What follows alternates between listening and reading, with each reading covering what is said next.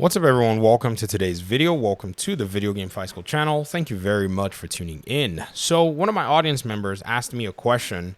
I don't even know if I've answered this before in another video about the odds of Batman being in Gotham Knights. Now, this is very interesting.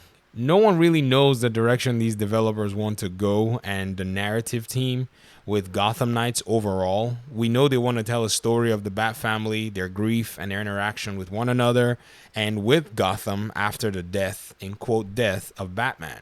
Now, this is very cool. If you hide a lot of details about your game, you're able to make sure that there are surprises. I'm used to this. I've been making YouTube videos on another game for years, and that game is a Ubisoft game. And as much as you may want to say anything, Ubisoft is super protective about things that they're doing. So they'll hide things. I mean, they'll literally not even confirm or deny anything. They're much vague than Warner Brothers Montreal. In fact, the reason I say Warner Bros. Montreal probably deserves the accolades for being transparent is this is the most I've seen from any developer in a long time. And so in this vein, I think if you want to actually, speak about Batman, you really have to consider the direction overall of this project and why the developers possibly decided that they were going to remove Batman from the entire conversation. Now, in an interview, one of the creative directors, in a sense, mentioned that the reason they removed Batman was if they had put him in, he was going to overshadow the Knights. This is actually, in a sense, quite true.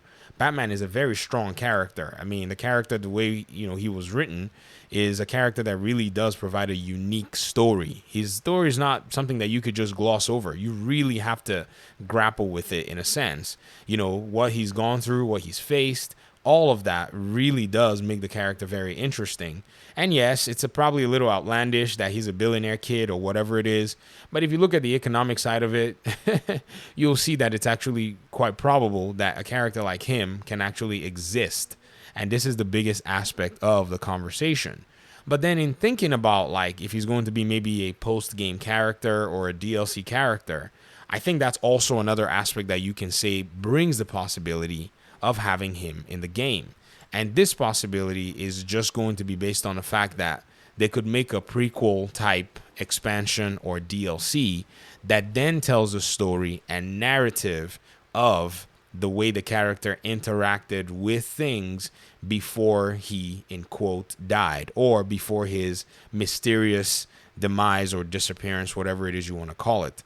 That's where I see the only angle as a prequel, because in that context, if they do this, and I'm not saying they're going to do that, they actually provide fan service to their audience and to their community members. And this is a good thing because, first of all, many people were expecting to see Batman. In fact, some people have, sworn, I just want to play another Batman game. Me too, but I'd prefer if Rocksteady made it, though. That's my assessment.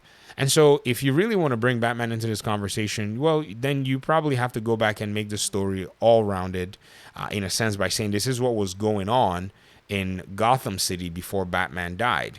Because that's the part of the story that we don't know anyways. Even from that Amazon booklet that, was put out on amazon.co.uk or amazon.com, there were these images that showed his funeral and all of the above. So we don't really know anything. And I think the end of the game, in a sense, is probably going to provide a little bit more closure and context. And then the devs can use that as an opportunity to bring Batman into the conversation. Unless, of course, they're pulling our legs and yanking our chains and he's not dead and then everybody has a big sigh of relief. But that would be too predictable. And I don't think many writing teams want to see themselves as predictable. So I possibly will see that truly Batman is dead in a sense, and then they bring a prequel as to how he actually died. And that, to me, it will speak volumes in a sense. I mean, imagine you're in a conundrum with the Court of Owls or whatever must have killed him, and then eventually you see that play out. And I think that's definitely going to be something that the developers have to actually maybe decide if they want to go with or not. So I guess that might answer your question, maybe or maybe not. And I want to hear y'all's theories in the comment section because to me, I think right now, they really mean it. I've given up all, possible thinking that Batman's going to appear in this game in a sense, because I don't know if that's the direction they want to go. I think this studio would have preferred to make their Suicide Squad game or their Superman game. And if you look at their record, the Superman game is a rumor. Yes, the Suicide Squad game is a rumor, but I think it's been a confirmed rumor for me anyways, because I don't know if you guys know, there's a video I made, but I didn't call any attention because I didn't want to put a developer on the spot. But a developer in Warner Brothers Montreal responded to one of my videos and said they could confirm that Superman project got canceled.